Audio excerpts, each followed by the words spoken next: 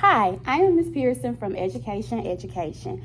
I am talking to individual teachers today about their classroom management strategies. I am also just taking information from different teachers so that I can get how things work here. So how long have you been teaching? 2 years. 2 years? That's great. Can you tell me about your strategies in the classroom? Well, I'm actually kind of struggling this year with my students.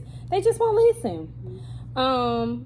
It's really hard to teach them when I have a lot of behavior issues going on in the classroom. Okay, gotcha. And I totally understand that. It's very hard to teach when you have so many disruptions going on. Tell me if you have anything that you use to hold your students accountable for their behavior. Well, I write them up. Okay. Cell phone. I'm writing you up. Head down. I'm writing you up. Talking while I'm talking. I write them up. They already should know how to act when they come to school, so I just write them up. Yes, ma'am. Okay. Your straightforwardness is exactly what is needed in order to ensure productiveness from your students.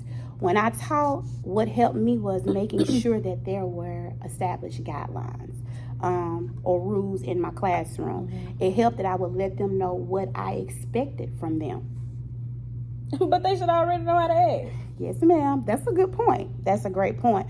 But just like when we teach, when you're teaching your students and you're trying to get them to learn, and the next day you come back and ask them, okay, do y'all remember? And they say, no, ma'am. We have to go back over it. So sometimes, reminding them of those rules every once in a while is a good strategy.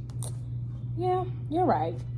Using nonverbal communication. That's also a good strategy. It helped me in my classroom. This allows you to hold them accountable without embarrassing them or putting them in making them stand out. Okay, well, question. How do I do that without calling their name?